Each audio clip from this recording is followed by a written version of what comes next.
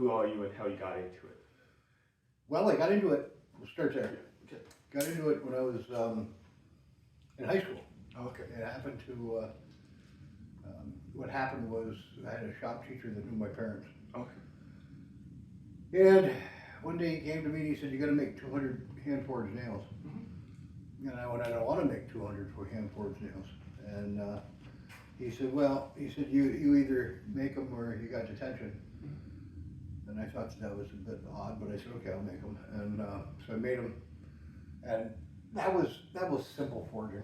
You know, that was a simple process. You heat it, you form it, put it out literally into a metal block, and then make the head. And so that was pretty easy. Made them, told them they were done, and he told me to hand deliver them to a place that needed them. So I said, where was it? It was like 7 miles away. So I drove out there and ran into this gentleman by the name of Edwin Russell. Okay. And he was the guy that was in charge of the whole project that was going on there. And it turned out that the short version of this story is that he was a fully certified blacksmith. Cool. And yeah, that is cool. And the amount of work, it literally takes longer to become a blacksmith, fully certified and accredited, than it does to become a doctor. Oh, okay. Okay. And he was fully certified, accredited, and a super nice guy. Yeah. And I hand delivered the nails. He asked me if I wanted to watch. I watched. And then he asked me if I wanted to participate, and I didn't have a clue what I was doing. That's where it started. Okay. It turned out that it was, give me a second. It was Almanzo Wilder's homestead. Okay. Almanzo Wilder was the husband of Laura Ingalls Wilder from Little House on the Prairie. So it was kind of wild how that all kind of just fit into place. And I had no idea that it was his homestead. It was a very short distance from where I live. I had no clue. I do now. They've rebuilt it, but that's what they were in the starting process of that. And he was there to establish the blacksmith shop that was there when Almanzo Wilder's father had the homestead. So that's what he was doing there. That's what happened. That's what got me into it. Watching him work, watching him do the things that he did was amazing. Okay. And I got hooked. And then I went from there to military, well, after graduating, military, and then law enforcement. And so life just kind of happened, you know. Okay. Always wanted to go back to it, always wanted to try it again. And then this resurgence of, came back with Forged in Fire television program, which of course lit the fire again. And then almost 3 years ago now, Lisa and I were looking at houses and found this place. And in my shop, there's anvils painted on the wall. And I said, who paints anvils on the wall? I had no idea who the person was that had lived here. And I looked and I saw the forge, looked closer at the picture, and I saw the forge, and I went, yeah. I said, now's the time. And I got back into it. Okay. My name is Steve Hanna, and I'm old. And I love the aspect of the forging, the metalsmithing. I love every aspect of it. I mean, I just think about it, and it has gone on for so long. It literally is the start of civilization. I mean, you had to build silverware, you had to build knives, you had to build instruments that you could, take down whatever dinosaur you wanted to take down. It's been around for a very long time. Yeah. So, and that's what got me into it. Okay. So you said you were a cop for many years. How did that turn out? Oh, I retired. Okay. And I mean, I was a police officer in New York, and So you basically started learning how to blacksmith when you were younger, went back to it, and then made a whole business out of it. Yep, we got our own business now. I'm on Etsy, I'm on Facebook, and I got my own webpage. And believe me when I tell you, I don't do any of that. Lisa does all of that because I forge. Yeah. You know, that's what I do. Yeah. And I'm not really into the technical end of it. I would, after doing a lot of research on different types of metals and stuff, it's something that I would love to get into. Yeah. But you know, it's also at the time when I'm loving what I'm doing. Yeah. You know, so it's like, you know, if I had more time, well, I could basically live in my shop. Yeah. You know. But it's like you see as the technical side of the business and everything. You have the blacksmith skills of the blacksmithing that works out. Right. Right, and she likes the computer stuff. Yeah. So it's like, have at it. Yeah. You know, I like the more, how does it work? How do you build it? Then let somebody else build it, and I'll just bang on keys. Yeah. And it's not like that easy. I get it, because I don't understand it. Yeah. But here, I mean, here I can take it down to the absolute basic. Yeah. You put a piece of metal in the forge, you light it up, you fire it up, you bend it, you shape it. You've made something completely different. Yeah. I try to use as much recycled stuff as I can. Yeah. You can see right here, that's what that's for. It's an old radiator and some copper pipe, and I did get a smelter last year, which melts all of that down. So now with the aluminum and stuff, I can make my own brass. Okay. And then when did you decide to start your own business? The funny end of it is, I decided to start my own business when Lisa said, "What are you going to do with all the stuff you're making?" And I went, "You don't want it?" And she's like, "No. You can only use so many hooks, so many knives, so many forks, so many." And so I was like, "I guess I'm going to sell it." Yeah. And that's how the business out of it started. Yeah. And that's gone a lot better than I ever imagined it would. Yeah. There seems to be quite a call for it. The other side of it, though, the other side of the business aspect are the things that people give you to fix for them. Yeah. I have a guy came to me last year at the Black Duck wood carvers, and he said, "Can you turn a ball peen hammer into an axe?" Yeah. And I went, because I want to leave the ball peen part of it, but he said, "I want the hammer part of it into an axe." And so I said, "Well, let's give it a shot, see what happens." And that's sitting on my bench back there. I still got work to do on it. Yeah. But it's one of those things that I do everything by hand. Yeah. I don't have any blacksmithing power tools. Yeah. And so by doing everything by hand, and you make everything one at a time, everything is unique. Mm-hmm. Every hook is unique.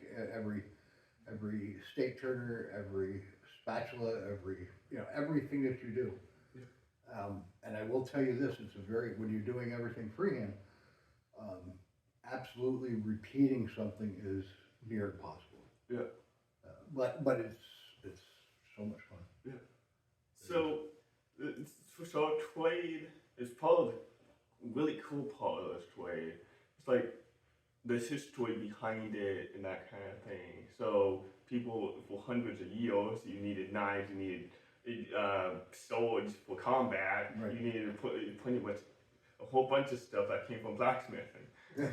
And it all came from blacksmithing. Yeah. I was watching a blacksmith yesterday who is in England, and he challenged himself to build arrowheads because it was the anniversary of some battle that some king and some emperor had, and I don't remember the name of the battle, and I wish I had, but I don't. But he said that there was over 250,000 arrows fired during that, and every one of those arrowheads was made by a blacksmith. So he wanted to see how long it would take him, and he's a really good blacksmith, okay? And he wanted to see how long it would take him to make, like, how many arrowheads could he make in a day? Yeah. And it turned out he could make, and he was, like I said, he was a very good blacksmith. He could make like 150 in a day. Well, how many blacksmiths do you employ to make 250,000 arrowheads? Yeah. A lot. Yeah. And it was interesting because the arrowheads he was making were every one of them was so close to the same size. But even with him, who had all kinds of experience and is a renowned blacksmith, even he was having problems duplicating. Yeah. He could not get it exact. So, you know, when he can't do it and I can't do it, I'm pretty happy. But like I said, it's a lot of fun. Yeah. And that's what I think it was Mark Twain that said, if you do something you love to do, you'll never work a day in your life. Yeah. And I love doing this, you know. So, like the 200,000 arrows, so I would assume it would, well, they would have already been stocking that up to an extent, or they would realize, well, we're going into the battle, we need this. But how do you figure we're going to fire 250,000 and bring them, you know? Yeah. Because you can't just, it was in a day and age where you couldn't just send somebody back to the shop to start making them. And a lot of things, excuse me, a lot of things, the blacksmith used to travel with the army. Yeah. So as shoes need to be put on horses and swords need to be made, they would literally put the blacksmith to work. And so him having the tools, which stops a lot of youth of today not having the tools, he couldn't throw a 250-pound anvil on a horse's back, or his forge on a horse's back. So you had to be able to learn how to do it and do it to a point where it was good quality stuff.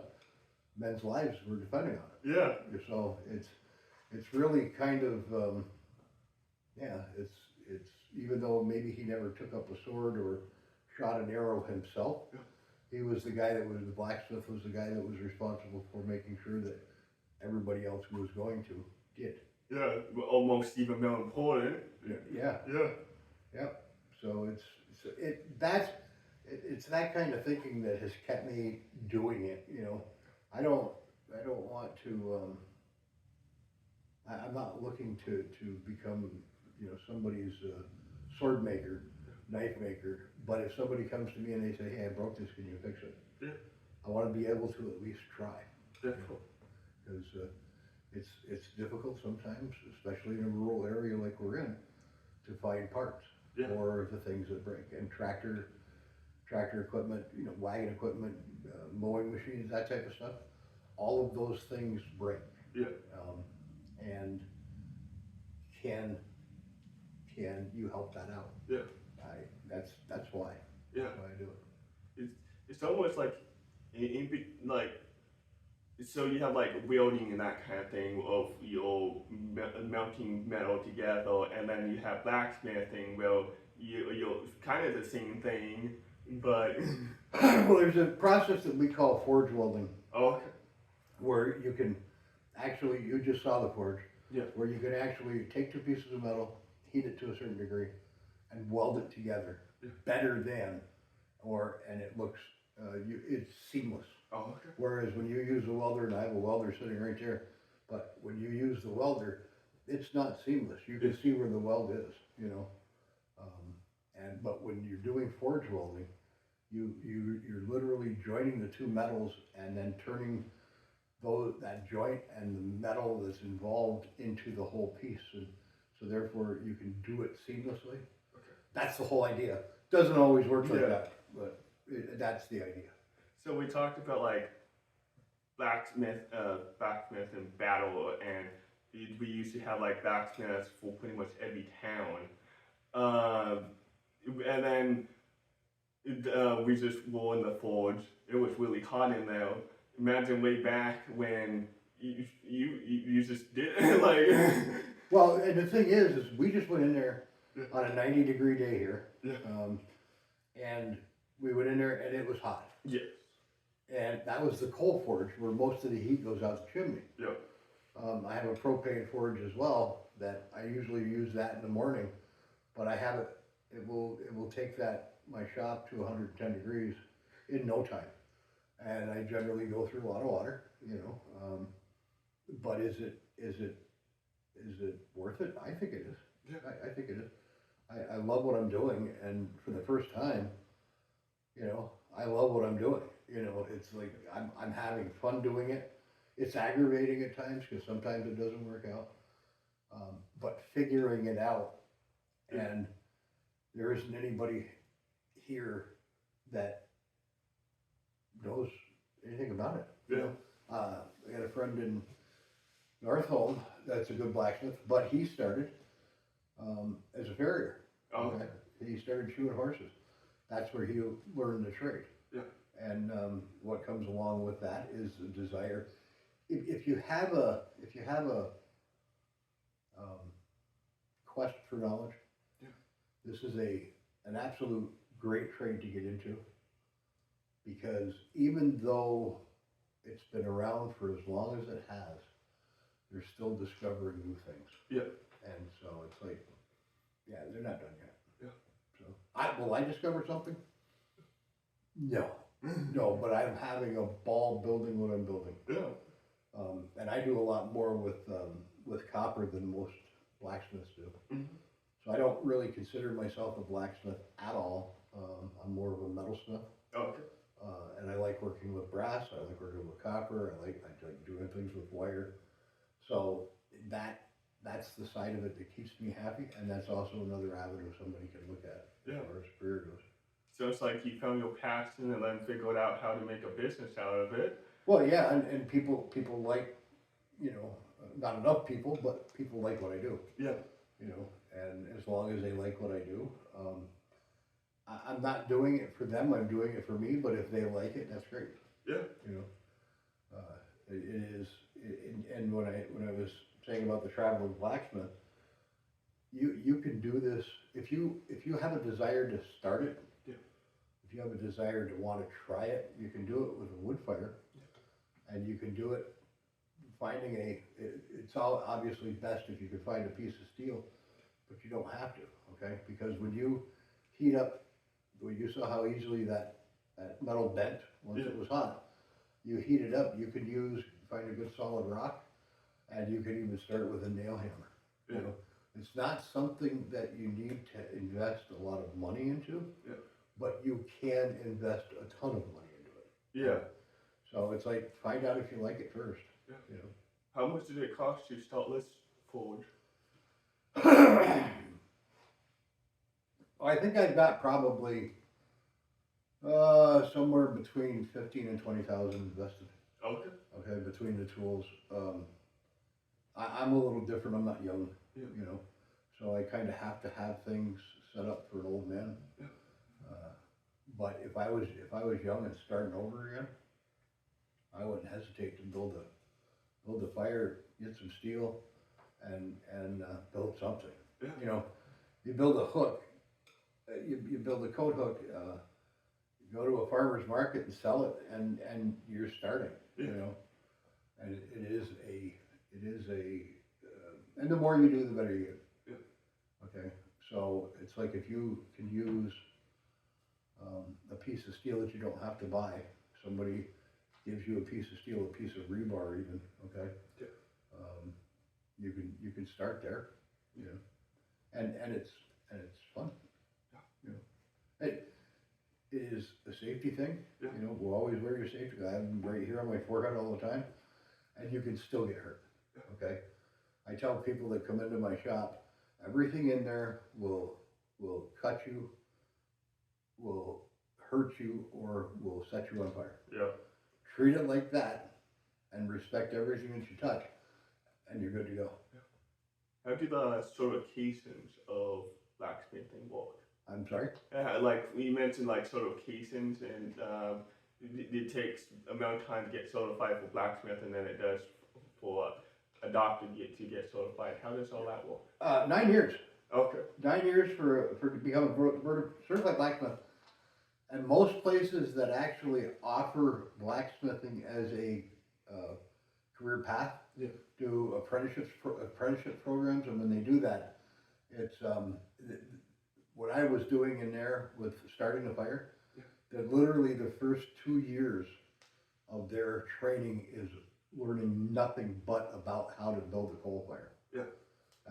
Keeping that lit, keeping it at a certain temperature, and it is so it's such an exacting science, but it's not, you know.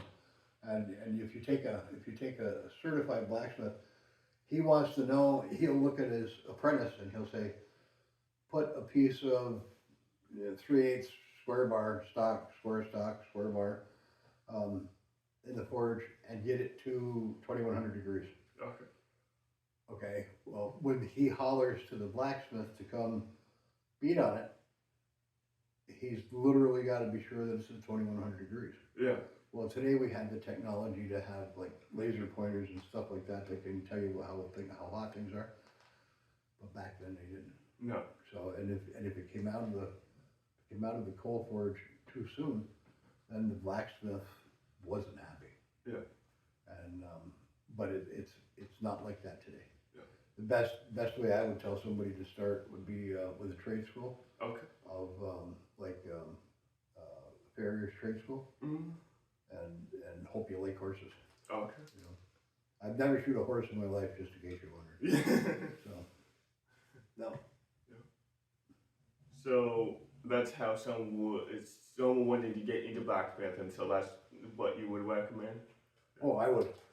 If somebody wanted to get into blacksmithing right here today, I would say it's like a 9-month school. Okay. The farrier school is, and when you come out of that, you have the tools necessary. Yeah. Both knowledge and actual hand tools necessary to drive to the first farm that you see. Yeah. and change the shoes on your horses. Okay.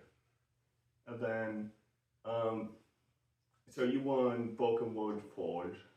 How do you get like advertising and that kind of stuff? Is it mainly word of mouth? Yeah, word of mouth. Okay. Word of mouth, do a little bit on Facebook. And I have an Etsy store. Mm-hmm. So that, that has grown. I have followers on Facebook. Yeah. Okay. Who watch what I do. Some of them watch me like a hawk. Some of them haven't looked a second time. Yeah. Which is their choice. Yeah. I mean, I'm not judging that at all.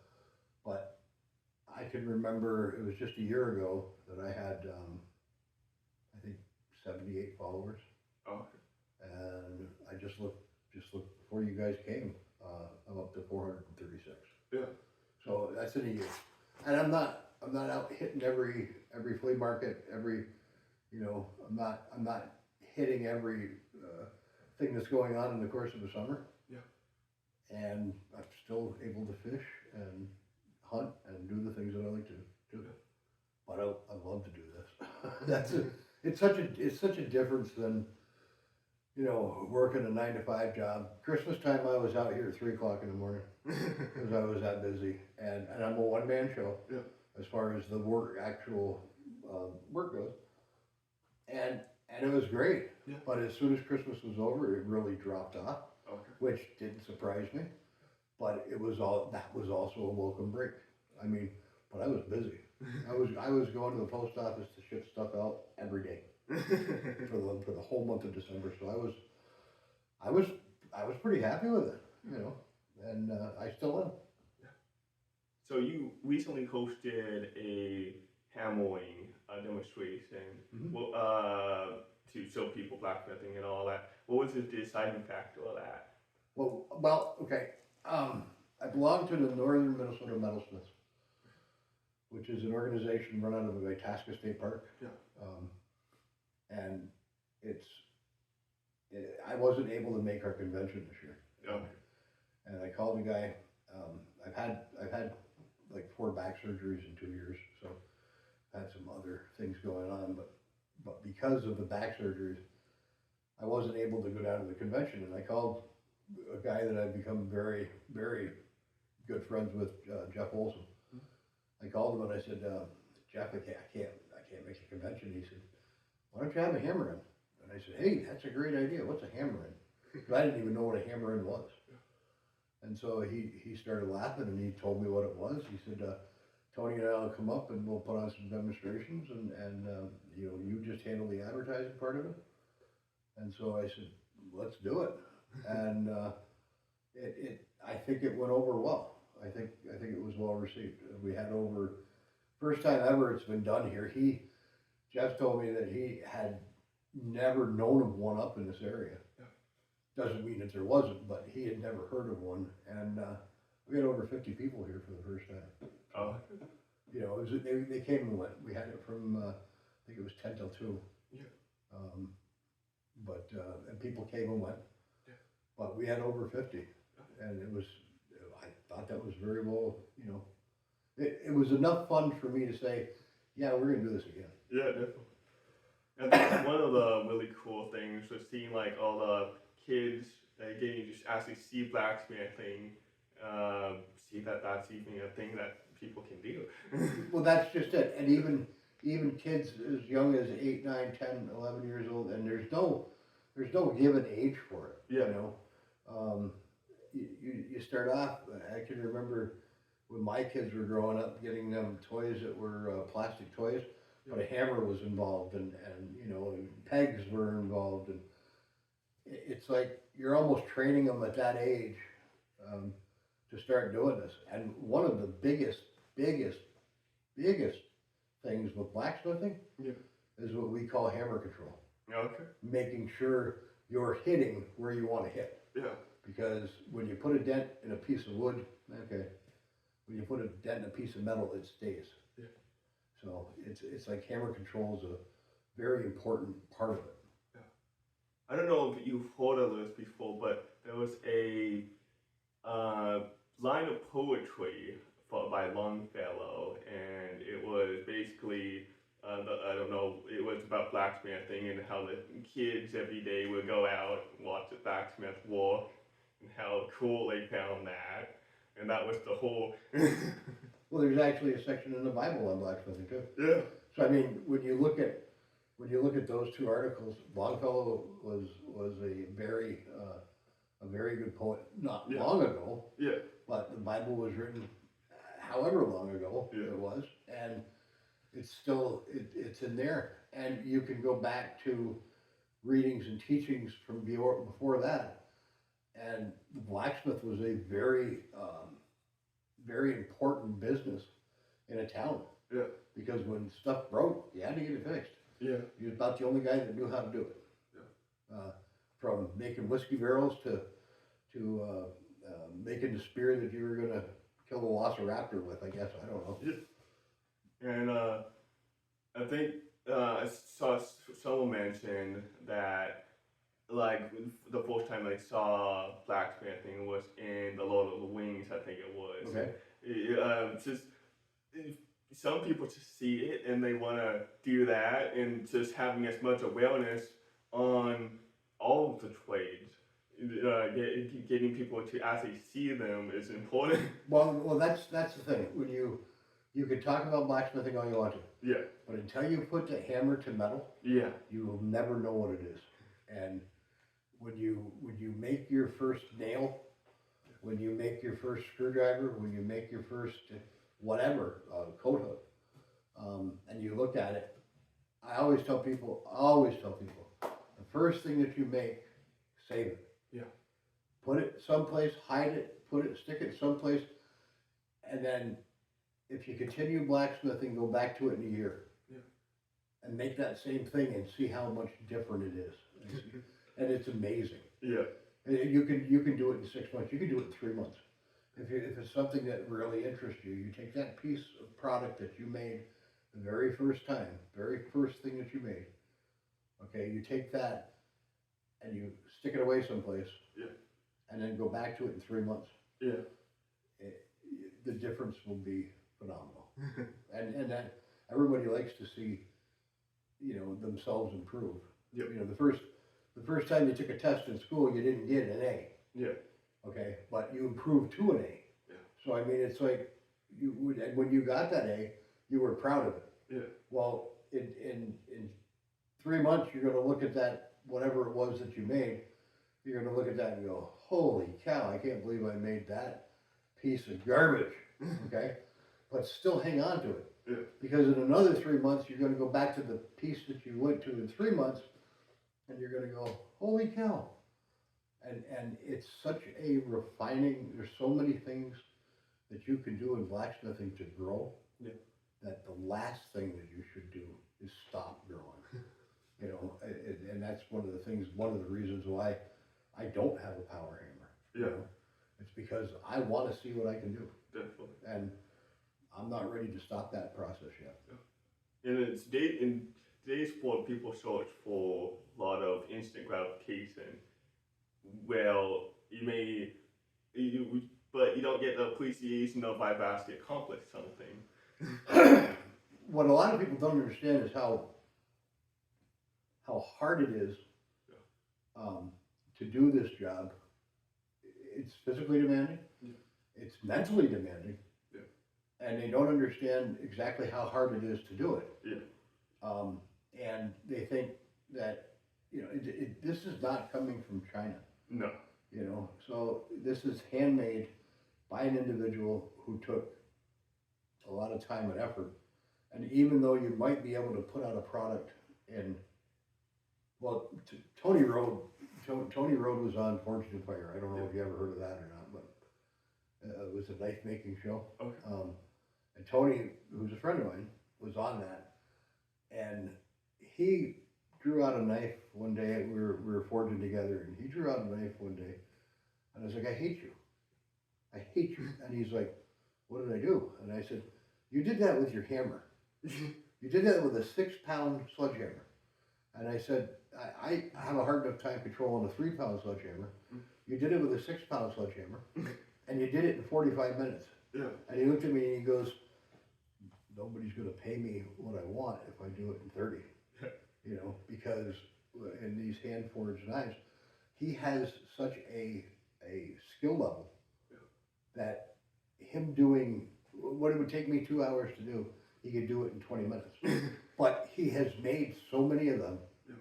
Okay, and so a repetitive business, a repetitive physical activity like that of doing that knife or doing knives. Same thing with doing hooks or anything else. Yeah. When it comes down to it, the more you do it, the better you get. Yeah. So you mentioned like the products from a blacksmith, all homemade and all that.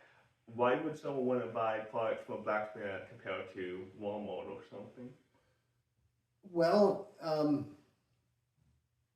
I don't think you can buy these products at Walmart. I've never seen them at Walmart. Yeah. If you have a special idea in your head or something that means something to you, a blacksmith can help you. Yeah. You know? If you have something that means something to you that your grandpa gave you, but it's now broken. A blacksmith, if it's metal, a blacksmith can take part of that and make something out of it for you. Okay, so it's the personal touch. It's the quality of what you're getting, and believe me when I tell you, the quality of a coat hook doesn't mean anything to anybody until it's their coat laying on the floor. Yeah. And then you got to wonder, why did that break? Okay. My coat hooks, I mean, and I'm not trying to brag or anything, but my coat hooks aren't going to break. I mean, I've made them out of horseshoe nails, and I've made them out of railroad spikes. And I had a veterinarian in Washington call me up and ask me if I could make. She got 8 coat hooks from Walmart, and she couldn't go into the barn, put them in the barn where she wanted to, because she put her coat on it the first day and it broke. And I'm like, she's like, "How do I know yours aren't going to do that?" I said, "I'll send you one. You know, I'll send you one, and if you don't like it, you know, don't worry about it. Just pay me for the one, and if you don't like it, that's fine." And I sent her one hook, And I got a note back from her within like a matter of 5 days. It was, I'll take 6 more, you know, because she said, I can tie my horse to this. Yeah. You know, we make them out of stuff that is it's a much better quality. Definitely. You know, and what they do it in China or whatever. And what I love doing is finding like an old, my wife hates this, by the way, but if I find like an old piece of farming equipment, yeah, taking it and stripping it of the metal. Okay. It's not something that's ever going to work again. Yes. But taking it and stripping it of the metal, even as much, as little as an old pitchfork. Yeah. Finding the working ends of an old pitchfork that's got the handle broke off and one tine's twisted around, you know, I'm like the happiest guy in the world at that point, because I'm looking at it as a knife set. Yeah. I take every time, it makes great, fantastic cutlery. Yeah. And so it's like, yeah, it might have been shoveling hay or the other end of the hay at one point in its life, but when you throw it in the forge and take it up to 2,000 degrees, you're killing every germ on it. And then you scrape the metal down at the end of it, and you've got a very good spoon or a very good fork or a very good knife. That is just well worth it. Yeah. Well worth it. And it's a better quality. Yeah. And you mentioned like fortune fire oil. It's kind of cool because like this is one skill, but there's so many different paths you can take it. Yeah, and it's limited to what you're limited to. Yeah. You know, it's like wait, I'll give you kind of a cool story real quick. I was making ladles, 4-inch ladles. Yeah. Okay, they're about this big around, and I was making the handles. I had the ladles, the copper ladles part. I had them sitting on that table, and I came out of the forge. The door was closed. I came out of the forge, and they're gone. There was no ladle on my bench, and I thought, what happened? And I tore this place apart. It's not a big place. I tore it apart twice, looking for these ladles, and I couldn't find them. I went into the house for lunch, and there's my ladle sitting on the counter. And I'm like, why are these in here? How did these get in here? And Lisa said, I went out to the shop, and you were busy in the forge, so I saw those. She goes, they're trinket dishes, and they're beautiful. And I went, what? And she goes, they're a trinket dish. And I said, what in the world is a trinket dish? And so she explained to me what a trinket dish, and I don't remember her definition of it now, because I'm still mad because I had 4 ladles made and they're gone. And I said, I want them back because they're actually ladles. I got the handles made.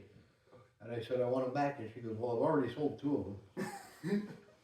I'm like, are you kidding me?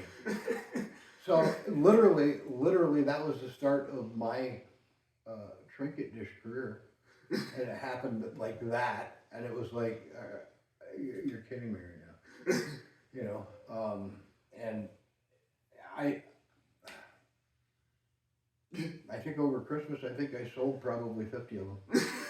And it's like every time I would sell one, she'd sit there and giggle. Because she knew that the only reason I was selling that trinket dish is because she stopped me from turning it into a ladle.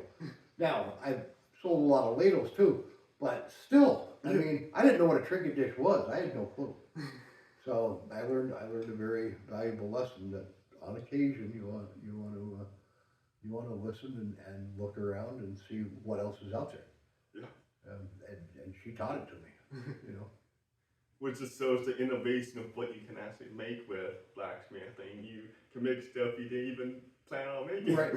Right. And not even realize it. And it's funny that you should say that because I'm in the process right now because of something that I made. And as I was making it, I looked at it and I went, I wonder if I could do that. I had to make what I was making. Okay, so I had to finish that off. But now I'm in the process of getting another one ready so that I can take it to see if I can take it to a different level. Don't know if I can. I've looked on the computer for demonstrations on how to do it, what I want to do, and I can't find a demonstration, which means that nobody has done it yet. So I'm Yeah, I'm looking forward to trying it. It's going to be not on a day that's 92 degrees in the shade, but it's going to be on a cool day, probably in the fall, and I'll get things going. And that's a good thing about it, you know. This isn't. I don't think I have met anybody yet that has wanted something from me that has said I need it yesterday.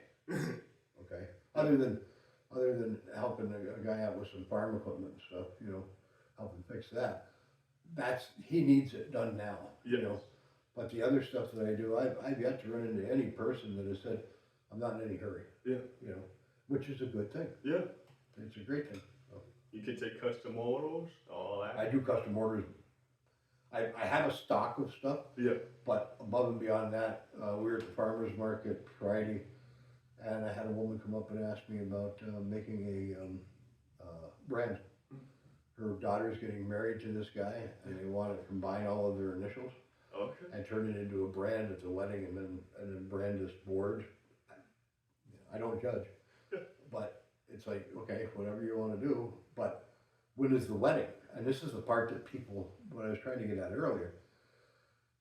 This is the part that people don't understand. You cannot drop something like that on a blacksmith and expect he's going to have it in a week, because that's not going to happen. Especially something like that. I said, when was the wedding? When's the wedding? And she said October. And I said, well, if you want me to build you that brand, then you're going to have to get me the specifications that you want and get them to me by the 1st of July. Yeah. Because that's going to give me enough time to. I'm not going to be able to walk in and go, oh, here's your brand. First time I tried it, I made it perfectly. That's not going to work for me. Yeah. Okay. Because the one thing that I can tell you right now, I'm the type of person that when I make something, even if it is perfect, I am not happy with it. Something else I can do to change it, there's something else I can do to make it better. But I'm that way anyway. Yeah. So it's like, I'm always trying to improve it. Yeah. It's like, for example, I see we can make like cooking pans. Yeah. Yeah. Frying pans? Yeah. Yeah, I tried that. I'm much better at making griddles. Okay, than a frying pan. Problem with a frying pan is everybody wants it round. Oh yeah. And unless you've got a really good large form to do it, it's something that's very hard to do, because you gotta. I mean, you can do it without it. Yeah. But it's not something. Everything that I make, I may want it, I may keep it, I may use it, but I want to be able to say I'm proud enough of it to sell it. Yeah. And I haven't come up with a frying pan I can do that with yet. Yeah.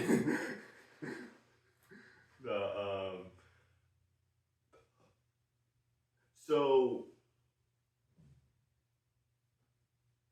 obviously you can do people, although some shops that hire people for like blacksmith shops and that kind of stuff? There are shops that hire. I would love to be able to hire somebody. Yeah. But I don't have that kind of business. I'm able to handle it myself. Yeah. But there are a lot of blacksmith shops that hire. Okay. Check out your machine shops and stuff like that. Okay. Because that's the same generalization. And not only that, but if they could get on with a blacksmith shop and do an apprentice program, yeah, it's so much. It is such an education. Yeah. They're never going to get rich being an apprentice. You know, they're never going to get rich. I don't think they're ever going to get rich being a blacksmith. But there are some avenues that people can take and do some different types of things. That David Baker from Forged to Fire, he makes a lot of replica weapons for the film industry. Oh yeah. So there is that as well. Yeah. And it's kind of interesting because, like, for example, you learn blacksmithing by blacksmithing. It's like with Welding, it's like the homestead. You kind of learn blacksmithing through that. That seems to be the best place to learn anything, really. Well, the best place. the best place to learn anything is the place where you're most comfortable learning. Yes. And some people it's not in the classroom. Yeah. You know, some people it's in a barn. Some people it's in a forge. There's different kinds of learners, you know. And if you're a tactile type learner, then you're going to want to do hands-on. You know, where you have an instructor who shows you what to do. Yeah. And then you go ahead and do it and see what you can do. And I couldn't tell you what kind of learner I am. I could not tell you, but I do know that I love trying it myself. Definitely. And does that make me a slow learner? Probably. Probably. And well, with school, it frames it well. Everyone learns the same exact way, but people don't learn the exact same way. Exactly. And that doesn't mean because you don't get it or you don't understand it, it doesn't mean that you can't learn it. Yeah. And you know, I know eventually I'm going to have to step into the world of computers. I know that, you know, because it literally society is forcing us to. But this gives me an opportunity to go back to the way it used to be. Yeah. And I love that. Yeah, definitely. Yeah, it's fun. Yeah. And if I can have fun doing it, I'm retired now. Yeah. You know, so I mean, I don't have to punch a clock. Yeah. But I do feel a responsibility to people that ask me to do something, to do it. You know, and if I say I'm going to do it, I'm at least going to give it a heck of a try. You know, may not come out, it may not work out, but I'm at least going to give it a go. Yeah. I think that's a good way, point to end that. But is it a great profession? No. Is it a dirty profession? Absolutely. Yeah. Is it something that you can, at the end of the day, hang your hat on and say, I'm proud of what I did? Yes, it is. Yes, it is. Yeah. Awesome. Thank you. Oh, you're welcome. You're welcome. Thank you.